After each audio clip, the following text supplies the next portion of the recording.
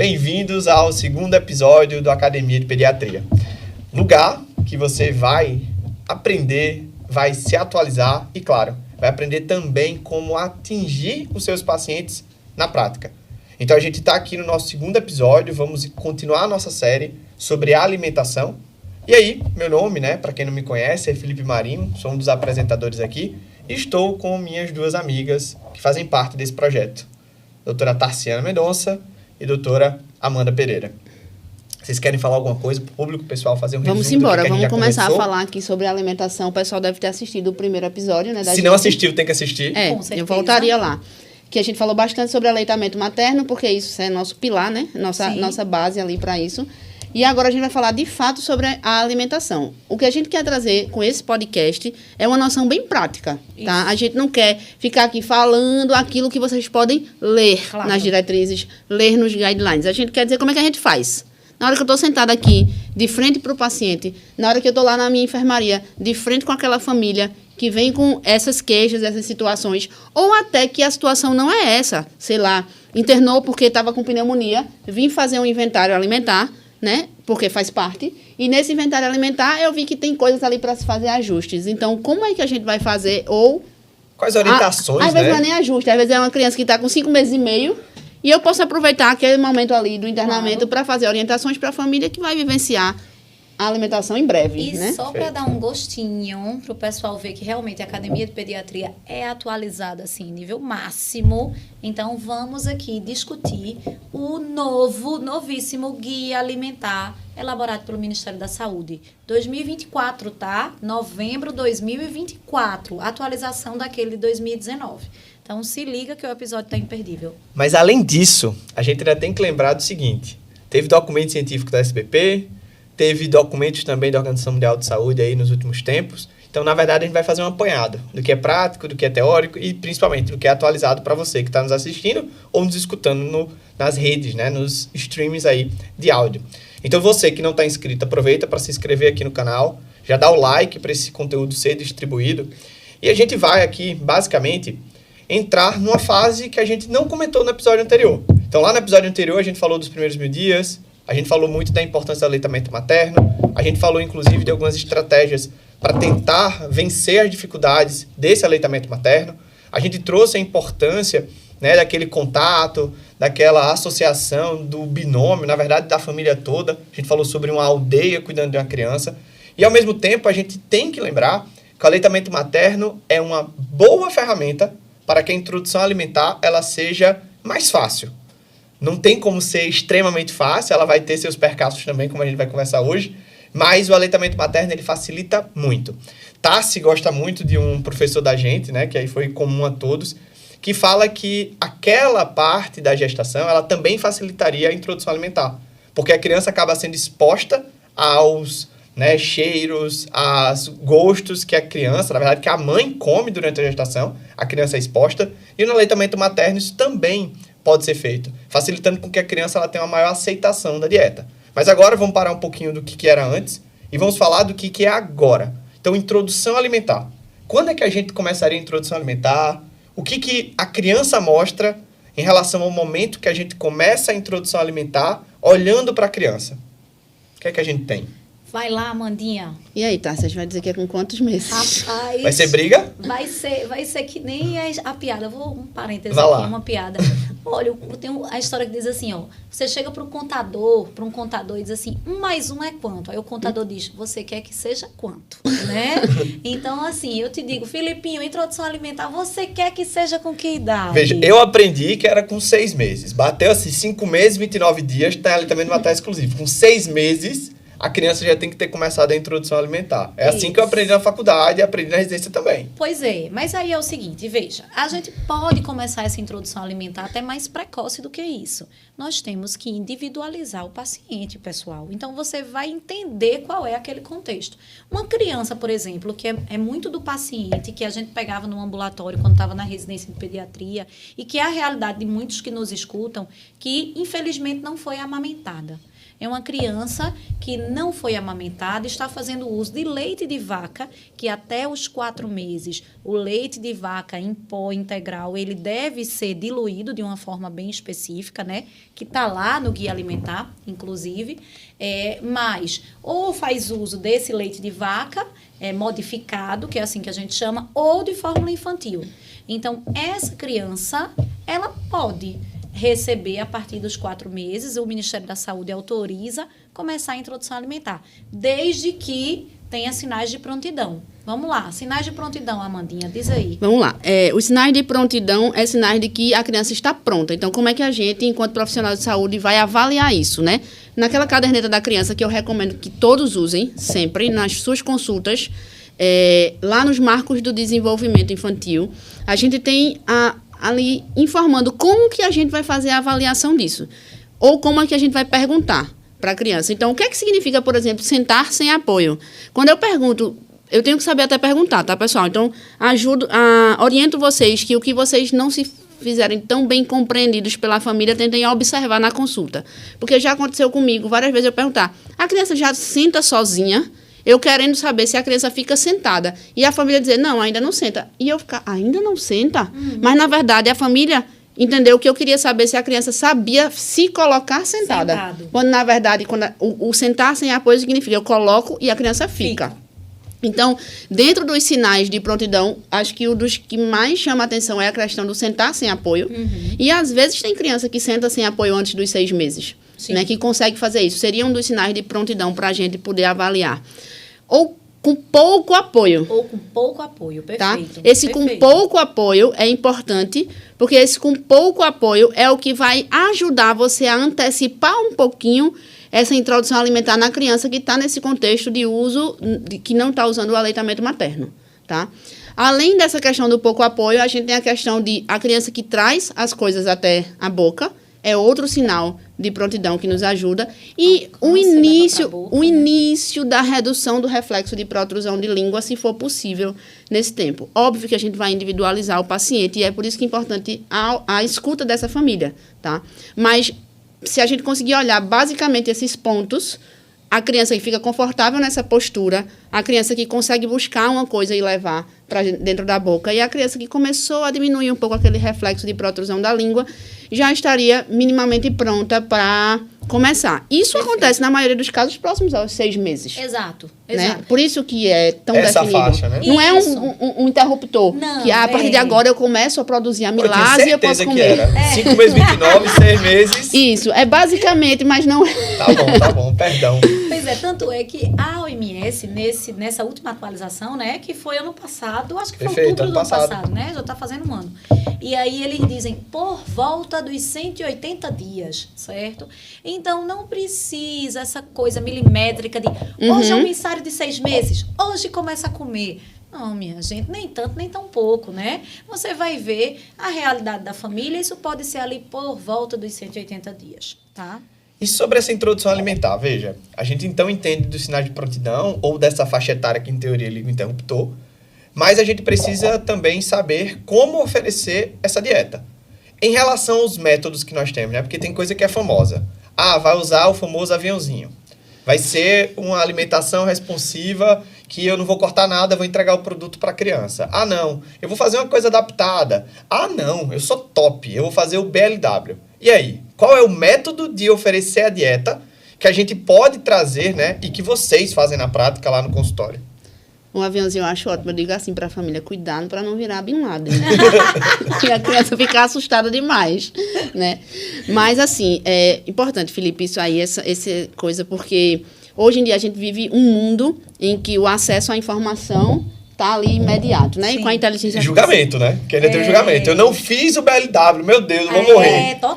Total. O acesso à tecnologia, inteligência artificial, conteúdo, rede social virou o novo PubMed, né? Rede social termina sendo a melhor fonte científica para a maioria das pessoas. Sim. A gente precisa saber, entender o que é que cada coisa significa. Então, existiu uma época aí em que houve uma grande defesa do BLW, e eu acredito que ele foi positivo enquanto ele foi proposto, mas a gente precisa entender que na vida nada é uma ciência exata, né? A biologia ela não é exata. Sim. E a gente não pode ficar com um pêndulo puxando só para um lado, porque em algum momento isso vai desequilibrar e vai pendular para o outro lado até encontrar um meio do caminho. Então, eu não vou chegar para dizer que eu vou fazer um método tradicional puro, porque isso pode trazer algum problema. Isso. E fazer o BLW puro, também hoje já se sabe que não existe evidência científica nenhuma de que ele é superior. Exato. Significa que se porque ele não é superior, ele é inferior? Não. E aí o que eu vejo realmente, e o que a literatura traz, é que fazer a metodologia participativa, na qual eu misturo técnicas mais tradicionais, de dar alimentos amassados enquanto eu ainda estou naquela fase de adaptação, com a oferta de alimentos em pedaços, para que a criança possa manipular aquilo ali, para que a criança possa sentir dentro do seu universo o que é aquele alimento. Então, na verdade, é entender que o participativo, todo mundo está envolvido no processo. A criança está tendo alguma posição ativa no seu processo de alimentação. Sim. E o adulto que ajuda está tendo alguma participação ativa também nesse processo. Ninguém Perfeito. fica totalmente passivo. Responsiva, então. Isso. Sim, exatamente, responsiva. E aí é muito interessante você explicar para a família que essa criança, você vai oferecer aqueles alimentos, não é mais como antigamente, que você colocava tudo no liquidificador, né, fazia aquela grande papa e aí oferecia em colher. E pegar na bochecha, assim, para abrir a boca. Para abrir a boca. Pode não pode, tá. Então, não é mais daquele jeito. Você vai e não precisa ter medo de engasgos, porque às vezes até os médicos têm medo de engasgo, o que dirá a família. Tá vendo que eu não vou indicar isso, o menino vai engasgar? Não vai, minha gente. Ele tem sinais de prontidão. Então, o que é que a gente vai fazer? A gente vai pegar esses alimentos, amassar uma parte deles, oferecer amassado, e essa consistência vai gradativamente evoluindo até 1 ano de idade, quando ele chega no cardápio familiar. E você vai deixar também alguns pedaços, e aí daqui a pouco, quando a gente falar sobre a constituição desse prato infantil, a gente pode sugerir algumas opções de alimentos, mas já vou trazer um aqui, o brócolis, por exemplo. Deixa uma árvore de brócolis, ele ainda treina a pinça, que aí ele vai, junta ali os dedinhos, pega a pinça, no começo vai pegar muito com a palma da mão, trazer para a boca, a saliva vai destruir aquela árvore de brócolis. Ele não vai engasgar, e ele está participando da comida dele. A melequeira pode, então. Maravilhosa, maravilhosa. Tá. Oriente a família a tirar muitas fotos, né? Registrar esse movimento. Mas cuidado com a distração com o celular na hora Não da comida. pode, porque tela não pode, menor de 2 anos. Claro, tem que lembrar disso. claro. É só para foto. É no só celular, foto, na só hora, foto. né? Mas eu fico com medo, inclusive, viu? É Tem verdade. publicação aí dizendo que a criança, antes dos 5 anos, ela tem mais de 1.000 fotos sendo publicadas pelos pais. Sim. O negócio tá brabo. Nem fala nisso. Mas é bom tirar foto pra si próprio. Adoro Não postar. publica, tira foto e não bota. Eu adoro postar Mas minhas não bota pequenas, tarja, mas estou a começando a tarja. ficar com medo disso. Tá, mas aí em relação a essa questão do método, então, do ponto de vista bem prático, orientar a família que a criança precisa curtir o processo, tá? Sim. A família também vai curtir esse processo. E curtir esse processo significa viver cada etapa, desde participar da compra do alimento, se for possível, levar essa criança para o supermercado, levar essa criança para a feira livre, para ela ver como é que aquele alimento chega lá, tá? Depois, participar do preparo desse alimento. Eu gosto muito do mamão. Eu vou abrir um mamão.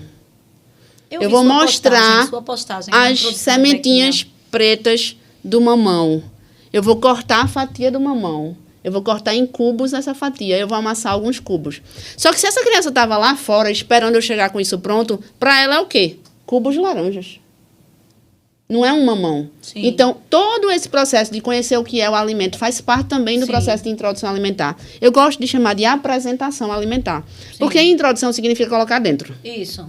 E isso gera uma carga muito grande na família, como se eles tivessem a responsabilidade de fazer a comida entrar. Isso. E, na verdade, se fosse só fazer a comida entrar, a gente passava uma sonda, liquidificava e enfiava lá dentro. É. Mas, na verdade, E não é resolvido. isso. A gente quer a experiência completa. Isso. Tá? Hoje em dia se fala muito em experiência Perfeito. completa. Então, a experiência alimentar completa vai desde conhecer esse alimento, saber o cheiro dele, a cor dele, a temperatura dele, colocar ele na sua mesinha, experimentar com as mãos primeiramente, cheirar, tentar colocar na boca e, a partir daí, começar a ingerir, de fato, aquele alimento. E isso, Amandinha, isso é tão importante. Filipinho, eu escutei uma crítica construtiva de uma paciente. Hoje, esse paciente tem 9 anos, eu acho.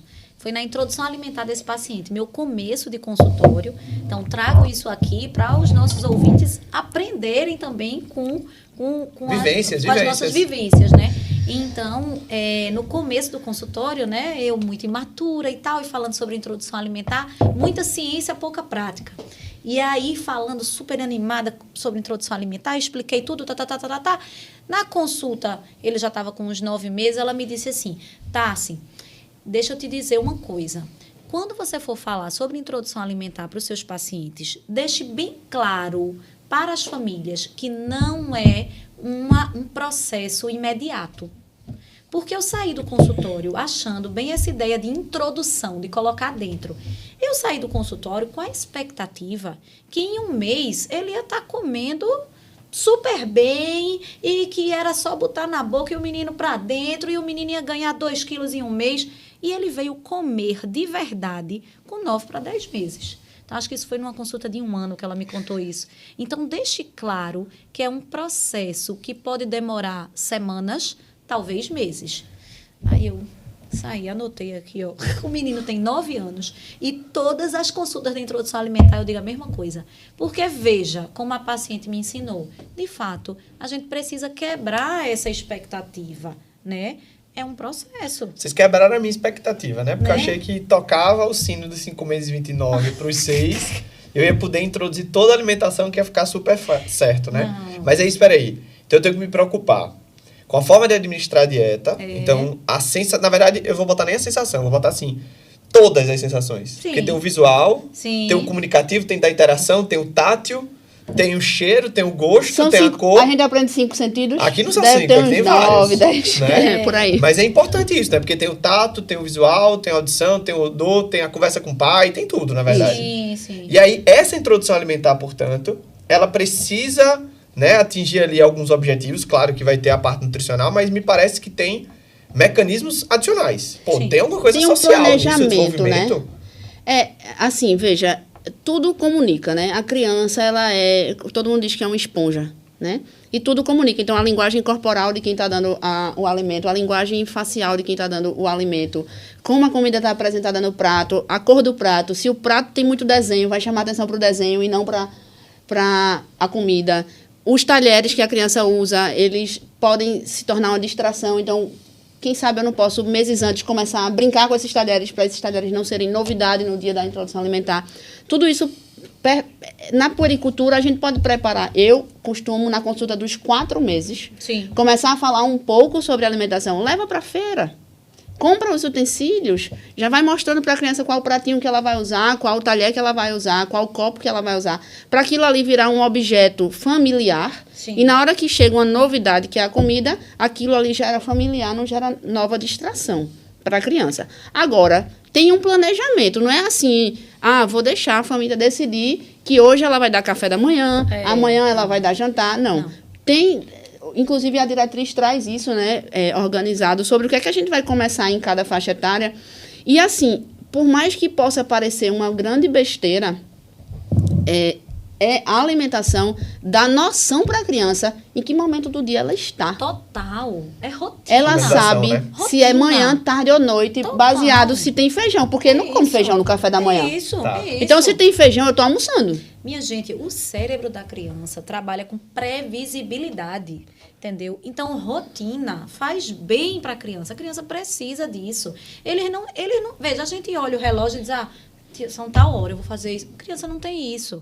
Então, eles vão se guiando pela hora que eles acordam, pela hora que eles comem, pela hora que eles tiram o cochilo. Então, tem que ter rotina. E aí, como profissionais de saúde, a gente precisa bater nessa tecla de rotina, porque muitas vezes o que a psicologia moderna, não dos psicólogos, mas a psicologia dos psicólogos de redes, internet, traz que a vida tem que ser livre, que a criança tem que ter a liberdade nas suas coisas.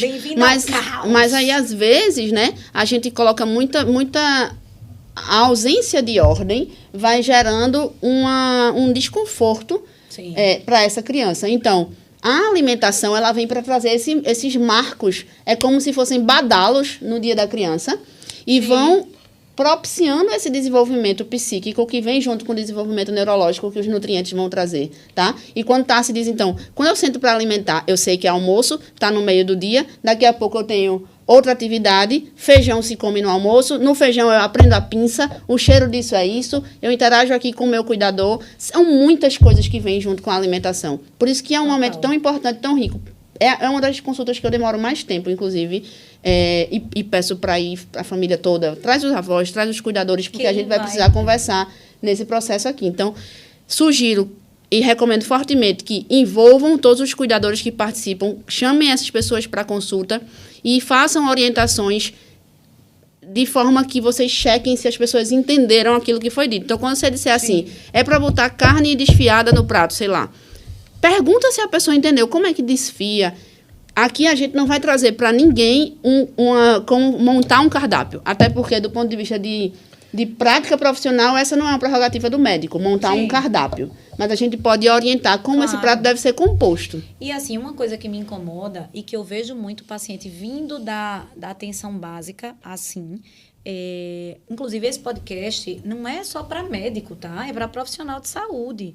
Então, o pessoal da enfermagem que faz atenção básica, é muito importante ouvir esse episódio. Porque, às vezes, eu vejo o paciente vir da atenção básica com aquela ideia antiga, anterior, que não é tão antiga assim, mais dos anos 2000, que era, vamos colocar um alimento por vez. 3 dias com a mesma fruta. Né? Primeiro começa legumes e não sei o quê. O ovo só dá a clara. Então, mudou, pessoal. Isso mudou, né? E mudou já faz um tempo. Então, vamos de uma vez por todas mudar. Então, quem está na atenção básica tem esse papel. Eu sou fã da atenção básica, porque tem uma responsabilidade muito grande, né? Então, atenção a isso. Então, vamos falar sobre isso, explicar o que é que eles vão dizer. Acho que vale a pena. Então, com 6 meses. Então, vamos lá, só botar aqui o que a gente vai ter que estruturar. Então, primeiro a gente vai falar, então, sobre a forma de administrar a dieta. Sim. Já foi falado. Já foi falado. Atingimos, ok. Depois, vamos falar agora sobre como iniciar a introdução alimentar, como organização da refeição que será administrada. Certo. E logo depois, eu acho que a gente vai falar sobre os elementos, sobre os componentes daquele prato nos horários. Perfeito. Porque eu acho que a gente entra no que Tassi está comentando. Será que a gente tem alguma recomendação de começar um negocinho aqui, outro negocinho ali? Sim. Será que se aquele alimento eu só dou uma parte e não dou a outra? Eu acho que isso vai valer. E aí, como é que vocês fazem? Na verdade, eu vou até aqui antecipar que eu estou aqui aberto às 2 referências. A gente tem um guia do Ministério da Saúde, falando que na introdução alimentar você começa com 3 refeições. E aí ele fala lanche, refeição, lanche, ou refeição, lanche, refeição. Então tem isso. E aqui na minha esquerda está o guia de alimentação da SBP, falando que por volta dos 6 meses a gente começa a primeira refeição, depois fruta in natura, então é uma refeição e lanche, e com 1 mês a gente começaria a segunda refeição e a segunda fruta. Então o que vocês acham da prática de vocês que seria mais fácil, ou que vocês realmente acham que na vida prática de vocês está sendo mais efetivo? Disso que Felipe falou, só para traduzir. Refeição, a gente vai chamar café da manhã, almoço e jantar. Certo. E lanche, a gente vai chamar essas duas coisas que ficam intermediárias. Então, café da manhã, lanche da manhã. Almoço, lanche da tarde e jantar. Geralmente, os lanches, a gente começa com fruta. Sim. E as refeições principais com a composição dos grupos de alimento, que a gente vai falar mais para frente. Então, assim, embora haja divergência entre o que a SBP recomenda e o que a diretriz do Ministério publicou, o que eu geralmente vejo de mais prático, e acredito que seja a prática de Tassi também, é que a gente comece dando o lanche da manhã, que é a fruta, o almoço, e o lanche da tarde, que é outra fruta. Por que na minha percepção, isso é o que funciona? Porque essa criança de 6 meses é uma criança que ainda dorme cedo, né? É uma criança que está ainda mamando como café da manhã. É difícil que ela receba café da manhã, comida, que ela está mamando. É uma criança que ainda mama muito, porque acabou de vir de um aleitamento materno exclusivo. Então, a novidade de alimentar não pode ser algo que jogou fora aquela coisa afetiva que ela tem pelo aleitamento materno, ou até pelo leite que ela tomava. E um parêntese, eu gosto dessa estrutura até pela volta ao trabalho da mãe. Porque quem fica com a criança vai ter opções de comida enquanto a mãe está fora. Sim. Então, o leitinho que a mãe deixou vai, de fato, só complementar. Sim. Porque foi comida para dentro. E aí a gente... Então, geralmente se começa com o lanche da manhã, que é uma fruta, um almoço, que vai ser composto pelos 5 grupos de alimentos, e um lanche da tarde, que é outra fruta. E aí, como o Tassi falou, eu não preciso dar a mesma fruta de manhã e de tarde por 3 dias. Pode ser frutas diferentes. E não vai ter também restrição de que frutas eu Não tem aquele negócio da letra M, não? Frutas com a letra M. Não, Felipe, isso aí foi na década de 90. Tô atrasado. Tá A gente hoje pode tudo. As frutas estão disponíveis, as frutas cítricas, as frutas mais adocicadas, as frutas que podem ter um gosto um pouco mais amargo, todas elas estão permitidas. E aí, na refeição do almoço, a gente vai começar os grupos de alimentos. Isso é importante porque, vamos lá pensar, de manhã, vamos supor que de manhã eu vou fazer a letra M para ficar fácil para tu, tá? De manhã eu dou mamão. Certo. Tá. Na hora do almoço eu coloco mais 5 alimentos e de tarde eu dou maçã. Então, significa que naquele dia, aquela criança que ontem só estava mamando ou só estava tomando leite, hoje ela foi exposta a 7 alimentos diferentes. É muita novidade. E o desenvolvimento neurológico pode dar uma travada na hora que chega tanta novidade. A própria questão de segurança. Poxa, o que é isso aqui com tanta coisa? Eu tenho que dar conta desse prato todo? Sim. Às vezes inibe algumas crianças. Umas vão ter ímpeto de pegar e botar na boca, mas nem todas vão fazer isso. Então, começar a evolução gradual tem um sentido também. Não é só uma coisa aleatória. Por isso que o guideline traz isso, né, a diretriz, e já coloca no 7º mês para a gente introduzir o jantar. Porque aí a criança... 30 dias para adaptação, né? Bom tempo. Felipe, 30 dias que ele coloca, porque ele precisa escolher um número para padronizar. Isso. Mas é como o Tassi falou, às vezes demora mais tempo. E eu sempre gosto de explicar à família que aquele primeiro momento ali, o aleitamento materno ainda vai ser o principal alimento. E a gente vai fazer a transição dos 6 aos 12 meses, cada vez mais o alimento vai ganhando força e cada vez mais o aleitamento vai perdendo o seu papel de protagonista da alimentação infantil. E aí a gente vai fazer essa transição gradual para que, com 1 ano de idade, a criança esteja comendo a refeição da família. Ponto. Perfeito. A refeição da família, desde que a família coma de forma E saudável. não seja salsicha. Viu? Isso. Por E favor. aí... Esse é o momento de adaptar a alimentação. Cadê o médico? Cadê o pediatra, o médico da família? Exato. Né? Inclusive é o que a gente vê na prática, né? Total. Quando as famílias lutam por uma refeição saudável, termina mudando a vida de todo mundo para melhor. Nessa fase de introdução alimentar. Sim. Mas aí, Tassi, uma coisa que eu queria que tu falasse sobre a questão do preparo desses alimentos. A gente já viu que vai ser fruta de manhã, fruta de tarde e no meio do dia o almoço. Isso vai marcar o dia da criança. Então chegamos nesse consenso que é a posição do podcast. Isso, Tá. a posição do podcast. É a nossa, né? Gostei. Academia de Pediatria. Nível de pega evidência, isso. Academia de Pediatria. Exato, nível Evidência A, então. Evidência A. Certo. Mas aí existe o preparo desse alimento. E a diretriz traz para nós, né? Como é que vai ser o preparo desse alimento, essa composição alimentar, para que isso seja saudável também para a criança. Eu vou usar o que para preparar esse alimento? Certo. Olha, a gente vai sempre priorizar os alimentos in natura ou minimamente processados. Então, o que é que significa isso? O minimamente processado é aquele que passou por algum processo de pasteurização, por exemplo. Então, um exemplo, o queijo. A gente não vai oferecer queijo nesse primeiro ano de vida, ou pelo menos até os 9 meses, daqui a pouco a gente fala sobre isso, né? Mas o queijo seria um minimamente processado. In natura seria um tubérculo, que é aquilo que você extrai ali da terra, da raiz, e ele já está pronto. Batata. A famosa batata, né? A batata, o inhame, a macaxeira, né? Então, isso são alimentos in natura. E o minimamente processado, um exemplo, o queijo, né? Que mais de alimento minimamente processado? O iogurte. Tudo que não passa por muita Isso. coisa não tem muito aditivo. Exatamente. Resumindo, eu acho que... Se você olha o rótulo, tem mais de 4 componentes, acabou-se. Isso aí já não é minimamente Que processado. sejam alimentos que a gente mais descasque do que desembale. Vale, eu acho que essa frase Né? é Isso Funciona bem. E assim, e pensar que aí uma coisa mais da particularidade da prática clínica. Também nesse momento inicial, fazer os alimentos mais puros, tá? Orientem os pacientes a comer. Eu costumo dizer, a gente tem um alimento aqui no Nordeste que a gente come muito, que é o escondidinho de macaxeira com charque. Sim. Certo? O que é o escondidinho de macaxeira com charque? É a charque escondidinha embaixo da macaxeira. Mas para criança, isso não é a mesma coisa do que macaxeira com charque.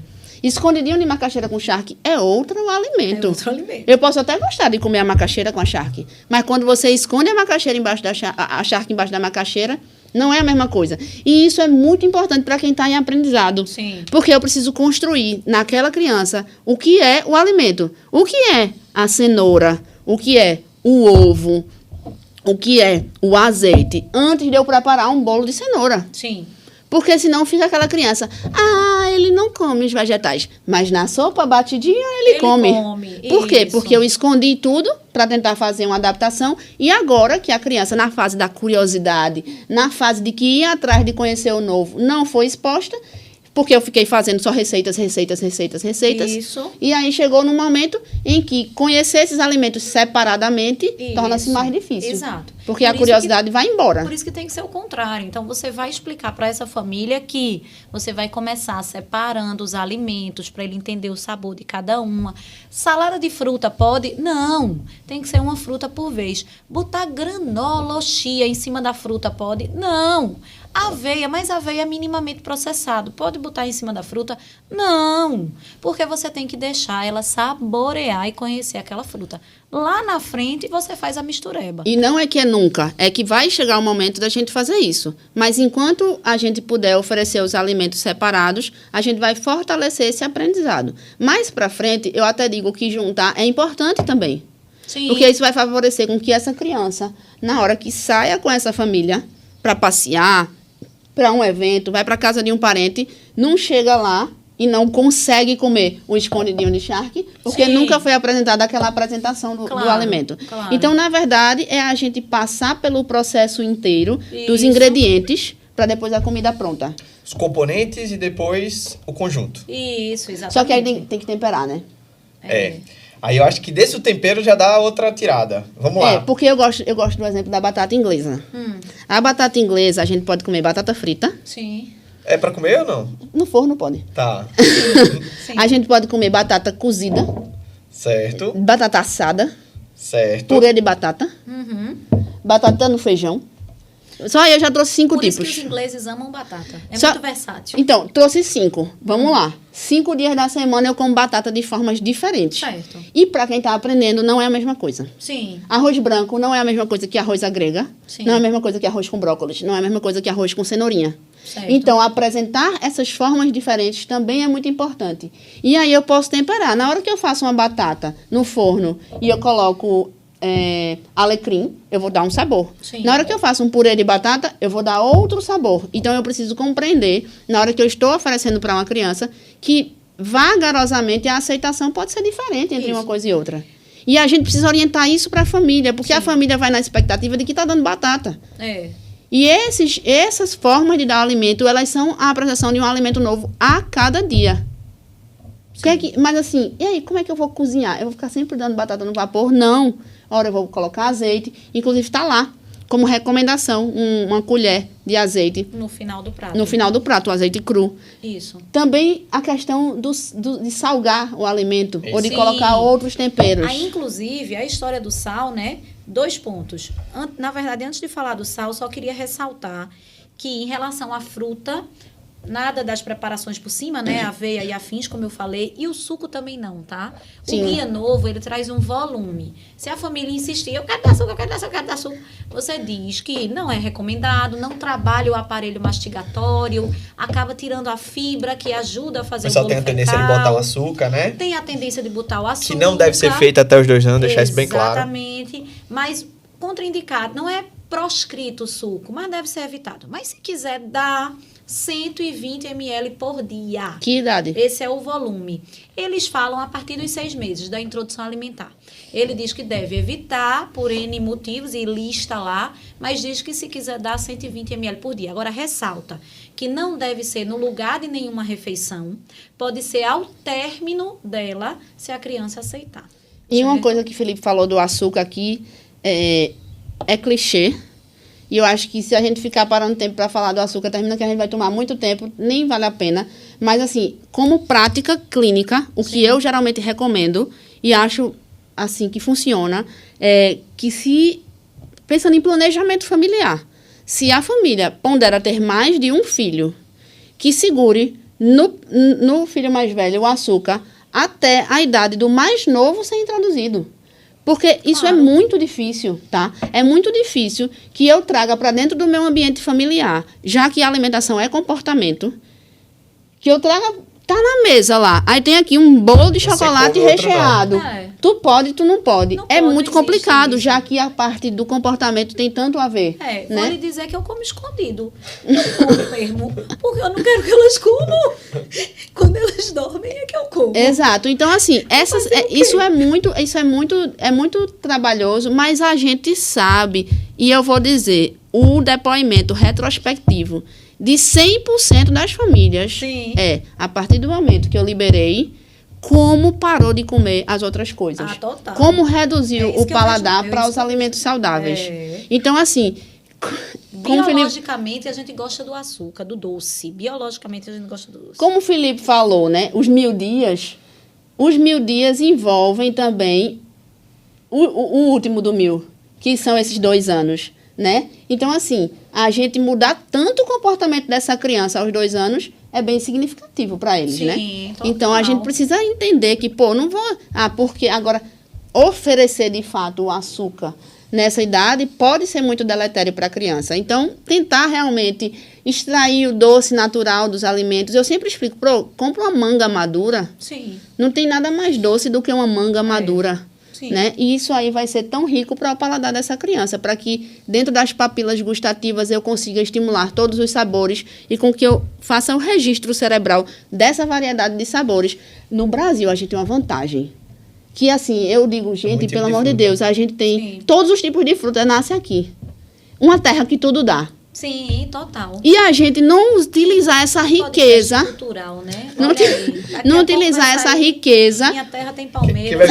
Quem vai vir convidado é Rita Lobo. Rita Lobo vai vir. Eita, meu Deus do céu. A gente não utilizar essa riqueza dentro desse processo. Então, rapaz, passou ali, tem um jambo, tem um caju, tem um cajá, tem uma graviola, oferece tudo isso. Sim. Procura na internet como é que eu vou oferecer isso. Lá tem ideias de como amassar, de como preparar, para oferecer para a criança. Agora, deixa eu só dizer uma coisa, porque esse tema nossa, a gente pode falar 2 dias aqui, né? Sobre isso. E tem 2 coisas que eu queria que vocês pontuassem para a gente amarrar isso aí. Uma que eu ia falar, mas eu vou passar a bola para Filipinho, que é o seguinte: Filipinho, quanto tempo dura o sal na sua casa? 1 quilo de sal, quanto tempo dura e por quê? O guia alimentar atualizado claro, né? Deixa claro, a regra é clara. Tá. E a Amandinha fala dos 4 ou 5 grupos alimentares do almoço, porque ainda falta jantar, filha. Então, deixa eu ver se eu aprendi, né? Porque eu tô aqui na minha introdução alimentar. Tá. Então, não tem regra, né, da idade, vai avaliar de caso a caso. Por volta dos 180 dias. Os alimentos... Sinais de prontidão. Tá, sinais de prontidão, perfeito, gostei, sinais de prontidão. Segundo ponto foi a questão dos alimentos, que agora eles vão ser, né, oferecidos de maneira inicial separados. Nada liquidificador, nada de peneirar. Isso. Raspado, cortado e desfiado. Certo. Amassado. Beleza. Amassado, ok. Isso. Amassado também, só para acrescentarmos. E agora o do sal. Vê, eu sempre aprendi que a gente poderia utilizar temperos que eles eram naturais. Então, vou falar no nome comercial, não, mas vocês sabem qual é, aquele que já vem pronto, não é para ser utilizado, tem excesso de sal, inclusive. Sim. E aí a gente sempre entrou na polêmica do sal. Adiciona sal, não adiciona, adiciona, não adiciona. E aí o que a gente tem hoje, né? Tasso está trazendo sobre o uso de sal na preparação das nossas comidas. E o que acontece no nosso país? Existe uma estimativa de que a população brasileira, ela consuma 3 vezes mais a quantidade de sal recomendada. Então, a gente deve naturalmente falar para a família que a quantidade de sal ela deve ser moderada. Então, que a criança utilize a quantidade mínima necessária, assim como a família deveria utilizar. Porque o consumo excessivo de sal aumenta, por exemplo, hipertensão, que é uma doença cardiovascular que a gente já aprendeu que a gente pode prevenir fazendo as condutas adequadas na infância. Então, isso é importante. E qual seria a quantidade agora, utilizando números, que foi o que Tassi falou? Então, se eu tiver uma família de 4, vê comigo, pessoal, uma família de 4. Então, tem um pai, a mãe e 2 filhos. Aquele saquinho de sal, que é de 1 quilo, ele deve durar, no mínimo, 2 meses e meio. Então, se você está na tua casa e esse saco de sal, ele está sendo reposto todo mês, a cada 15 dias, provavelmente está tendo uso em excesso. Lá em casa, a última vez, só que não são 4 pessoas, só são 2. Então, lá em casa, O último saco que eu comprei foi em outubro do ano passado. Então eu acho que eu tô 13 tranquilo. meses. 13 meses, então tá de boa, tá na média, né? Você come em casa, filho? Come em casa 6 vezes por semana, Tá viu? bom, então tá Ora, bom. mas tá top. E aí, Amandinha? É. E sobre os componentes? Essa questão do sal, né, que saiu isso nessa diretriz nova, né? Foi, Antes já a deve gente, ser a gente aqui. aprendia até um ano não colocava sal, e depois disso coloca sal, mas já existe essa publicação da gente usar o sal um pouco antes, tudo bem, desde que em quantidade muito, muito pequena, né? mínima. Eu não posso que o sal seja o principal sabor do alimento. Basicamente isso, para a gente poder entender, Sim. tá? Usar tempero natural, E ponto. alimentos que já sejam salgados, não faz sentido, por exemplo, algumas carnes, a gente pode até lançar a mão do sal natural e colocar em outros alimentos. Então, eu posso colocar, por exemplo, o sal no arroz e fazer alguma parte do resto do alimento sem sal. Mas aí, aquela questão dos grupos de alimentos, eu gosto de mostrar para as famílias, e a gente precisa conhecer isso até os 1000 dias, né? Até os 2 anos. A alimentação infantil, ela é composta predominantemente de frutas e verduras. Porque ela vai ter 2 momentos do dia que come fruta, que são lanches, e nas refeições principais, na hora que eu divido o prato, metade do meu prato vai ser composto de legumes e verduras. Então, se eu tenho a refeição principal, metade do prato, legumes e verduras, e 2 refeições do dia são frutas, significa que até 2 anos, isso vai ser o que é principal para essa criança, né? E aí, na outra metade do prato, então metade do prato eu vou colocar legumes e verduras. Na outra metade, como é que eu vou fazer esse prato? Eu vou dividir ele em 2 partes. 1/4 e 1/4. E em 1/4 desse prato, eu vou colocar cereais ou tubérculos. E no outro quarto vai ser a parte proteica do meu prato. Então, vamos lá revisar. Metade do prato, legumes e verduras. Perfeito. Na outra metade, 1/4 cereal e tubérculo. E o outro 1/4 proteína. Essa proteína pode ser vegetal ou pode ser proteína animal. Que eu já vou puxar o gancho para a gente falar daquela população que come só proteína vegetal, tá? Certo. Mas dentro do prato da proteína vegetal e animal, eu vou fazer 25% do meu prato. 25? Na verdade, Não, desculpa, 12,5, 12,5. né? Então, 12,5. metade desse quarto da proteína vai ser proteína animal, carne, frango, Frango, ovo, peixe. E a outra metadinha vai ser leguminosas. O que são as leguminosas? Os grãos. Pra mim é né? feijão, né? Feijão. Mas a gente pode botar né? grão de bico, Lentilha. Geralmente no Natal. A gente pode botar soja, Geralmente no Natal, Certo. a gente bota lentilha. ervilha. Lá em casa é só no Natal. Resta o feijão. Calma, deixa eu E brincar, aí, deixa feijão, eu só falar. pode feijão mulatinho, feijão preto, feijão verde, feijão macaça, feijão mulatinho, feijão Azuki. vermelho, fava. Me perguntam se pode azul, que eu disse, pô, eu fui estudar, né? Pode. Nunca vi, tu já viu feijão azul? Então, Nunca leguminosa. nem ouvi falar. Vamos lá, peraí. É, Feijão, tem esse, lentilha, nunca vi, não. ervilha, soja. Tem mais alguma, Amanda, que eu esqueci? Você falou tantos Grão aí. de bico. E grão de bico, ok. Sim. Não, assim, isso falando genérico, né? Pode ser ter algum que eu aí não falei.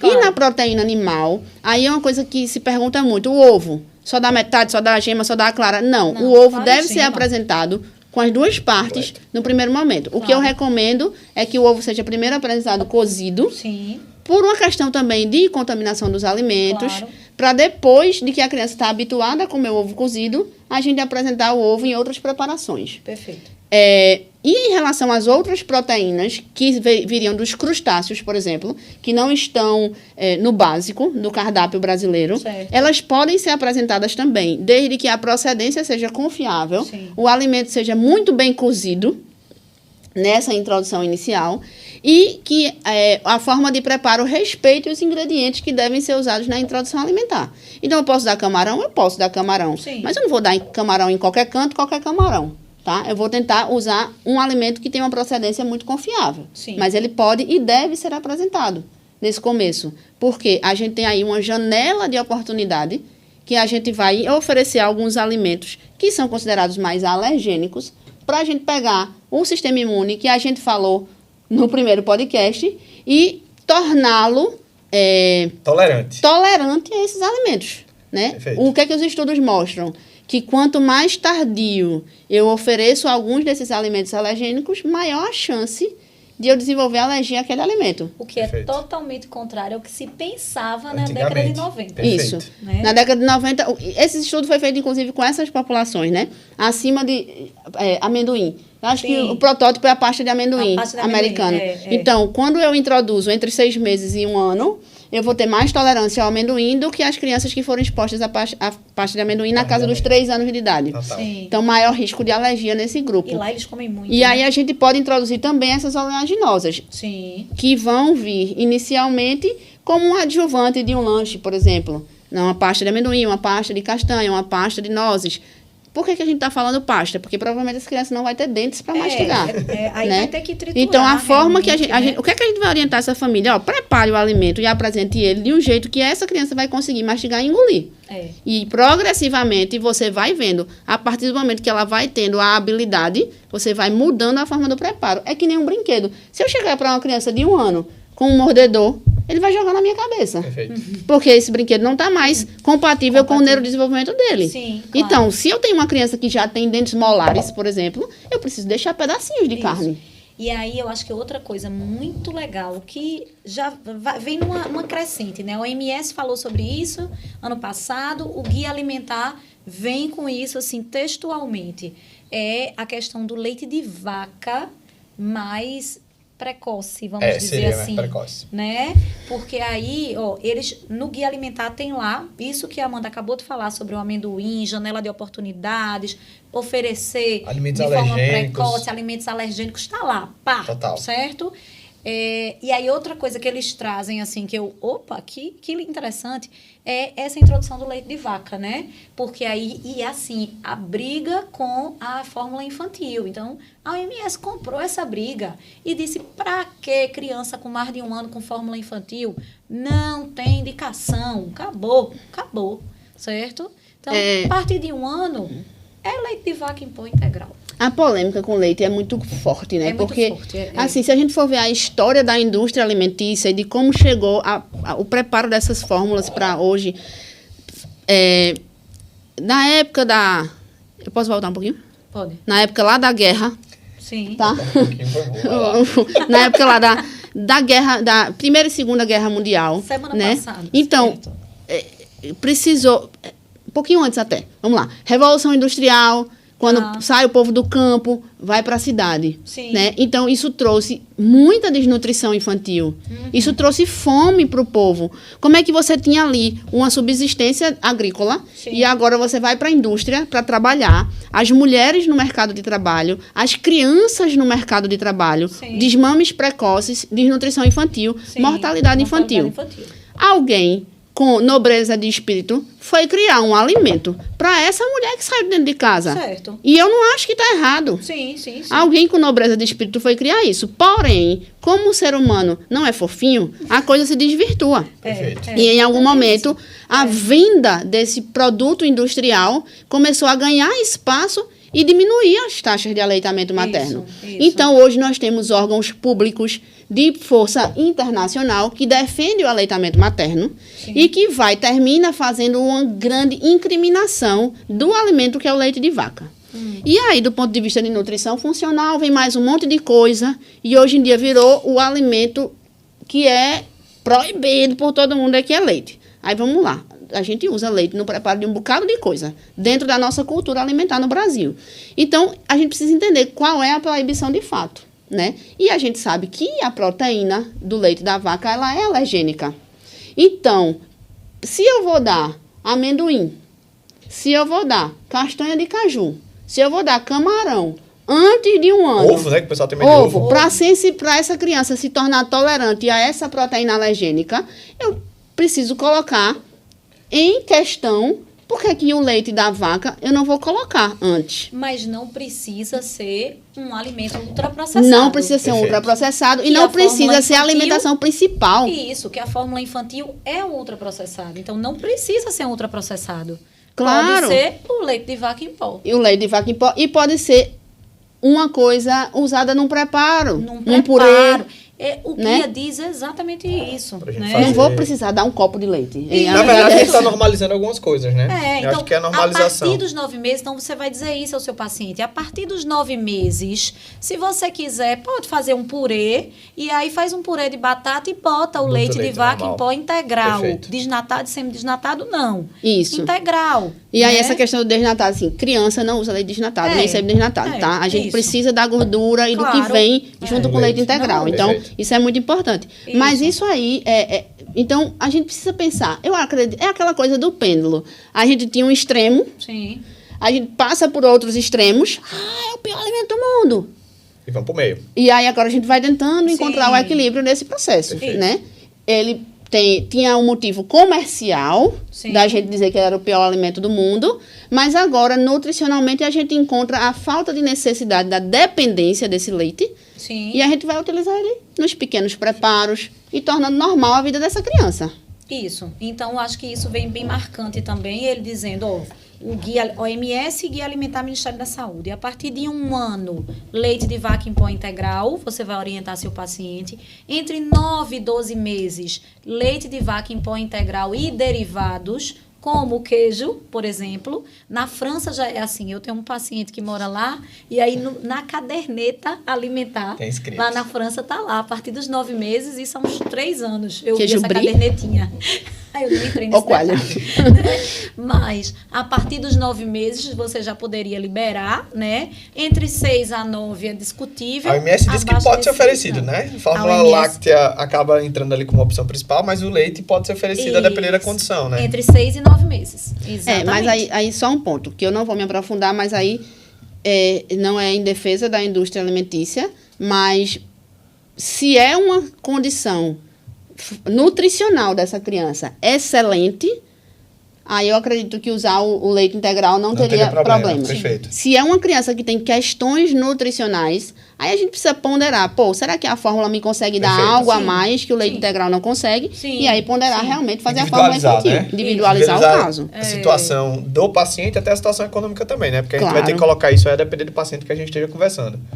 A gente precisa aqui, né, pessoal, andar para a finalização do episódio, porque eu acho que já está indo, mas é porque é um tema absurdo em relação à discussão. Total. E teve muita atualização, né? Perfeito. A gente precisava passar isso para vocês. Eu quero só pegar aqui uma população especial, que seria a população da família vegetariana, perfeito, que era o que a Maninha estava comentando, que aí é uma população que tem que ter alguns cuidados, né? A gente fala muito do cuidado com a suplementação de ferro, a gente tem aqui um pensamento individual que a gente não vai entrar muito no mérito, porque vai ter momento para a gente discutir isso aqui no podcast, mas nesses pacientes a suplementação de ferro ela tem que ser colocada, tá certo? Porque provavelmente a absorção ela não vai ser tão alta, porque o ferro ele é menos biodisponível, mas ainda assim existe discussão, existe controvérsia em relação a essa conduta, mas a recomendação dos guias é que a gente siga a recomendação da SBP. A gente também tem a recomendação da vitamina B12 para essa população, tá certo? Então, a mãe que é vegetariana, ela deveria fazer a reposição e o segmento nutricional. Desde a gestação. Desde a gestação, perfeito. Até para que tenha passagem para a criança, tanto durante o período placentário, né, durante o período intraútero, mas também depois, durante a amamentação. E depois, essa criança começando a introdução alimentar, a gente teria que tomar esse cuidado em especial. A gente falou aqui sobre a vitamina D um pouquinho antes de começar o episódio, né? Que aí a gente tem controvérsias, o que a SBP recomenda, o que esse guia alimentar que vocês, se quiserem ter acesso, manda mensagem aqui que a gente encaminha, também vai falar, porque eles acabam sendo opostos, um recomendando e o outro não tanto. E eu acho que a gente poderia aqui finalizar com a mensagem final. O que a gente acharia de mais importante na introdução alimentar para essas pessoas aqui que estão assistindo, né? Que em suma serão profissionais de saúde, que orientarão essa família ali na introdução alimentar, nas suas dificuldades ou os benefícios também que a gente fazendo a introdução alimentar adequada, a gente atingiria, tá? Se a Amanda querem começar? Tá, vamos lá. Vai lá. Tentem passar para a família por escrito aquilo que é um esquema, de forma fácil, de forma clara. Não no sentido de eles serem obrigados a fazer aquilo, mas de eles entenderem aquilo como um mapa, né? Como um norte. Eu sugiro que passem por escrito, alinhem as expectativas, falem que inicialmente qualidade é muito mais importante do que quantidade, variedade é muito mais importante do que comer a comida toda. Informem sobre a metodologia do BLW e sobre a metodologia do método tradicional e falem a importância de mesclar as duas coisas na oferta do alimento para a família. Informem isso que Tassi falou, de que vai ser gradual e de que os primeiros 3 meses daquilo ali vai ser mais demorado, precisa de perseverança, paciência e também de ânimo, porque a coisa às vezes desanda um pouco, mas a gente consegue retomar. Informem sobre a questão do componente do tempero, porque às vezes a pessoa tem dúvida sobre o que pode usar. Eliminem apenas os industrializados, controlem a quantidade de sal e usem de forma livre os temperos naturais. E uma coisa que a gente até não trouxe, acabei de me lembrar, Felipe, foi a questão do consumo de água, tá? O consumo de água precisa... Isso aí pode virar uma postagem lá no nosso Instagram, né? Para o pessoal ficar com vontade de acompanhar, né? Sim. Então, lembrem que a criança pode tomar água, que a criança até pode tomar suco, mas deve evitar, tá? Não deem preferência ao suco, deem preferência à água. E que essa criança vai ser estimulada gradualmente com a água. Talvez não aceite inicialmente, mas depois possa aceitar. Então, basicamente, eu acho que é isso. Eu gosto das coisas gráficas e escritas. Acho que, na prática, o paciente receber isso num papel aumenta o compromisso de cumprir aquilo ali que está sendo prescrito, né? Fica com uma prescrição médica de fato. Perfeito. Minha mensagem é mais curtinha. Minha mensagem é: que tal a gente voltar? Em algum momento, a gente desaprendeu a comer. A gente começou a ficar refém do pacote, né? Que tal a gente voltar a comer comida de verdade? O que sai da terra, né? É a fruta, é a raiz, é o feijão, é o arroz, é a carne, é o frango, é o peixe. Que tal a gente voltar às nossas origens? Então, eu acho que meu convite é esse. Eu me sentia... Eu dizia, eu não sei cozinhar. Me senti Masterchef na introdução alimentar das meninas. Porque eu pegava a cenoura, descascava, botava na água, o chuchu, o brócolis, acabou-se. Legumes, ok. Acabou-se. Congelava, dava 3 dias. É isso. Então, é mais simples do que a gente imagina. Perfeito. E a minha mensagem vai ser, juntando a de Amanda e juntando também aquele conhecimento que a gente sabe que o lactente, ele varia o apetite e a quantidade de alimento ingerido a cada momento. Então, às vezes ele vai aceitar mais, às vezes vai aceitar menos. Então, tem que ter alimentação responsiva. Isso é associado à redução de problemas futuros, inclusive, tá certo? E também, claro, o oferecimento de água desde o início da introdução alimentar, né? A Amandinha, né, estava comentando aqui sobre a dificuldade de evacuações da filha dela, né, associada à introdução alimentar. Então, isso também vai ajudar, tá? Eu até expus a coitada, mas é assim mesmo a vida. E aí, claro, pessoal, só para finalizar, fica o convite para você nos seguir nas redes sociais. Tassi aqui já disse que vai ter publicação sobre água lá. E eu também vou prometer a publicação sobre os 12 passos da alimentação saudável do lactente, para a gente revisar esse tema e nas duas situações. Tanto aqui a gente conversando de maneira sequencial, mas também lá de maneira mais específica em cada um dos passos. E você que não nos segue, já aproveita para nos seguir, já se inscreve aqui no canal, aproveita para dar o like, para você também, né, ficar ali atento, gerar engajamento e esse vídeo ser mais distribuído. Então eu queria agradecer a presença de vocês que estão aqui no videocast ou no podcast e já convidar para o próximo episódio. Então, valeu, até a próxima. Até a próxima. Tchau, tchau. Tchau, tchau.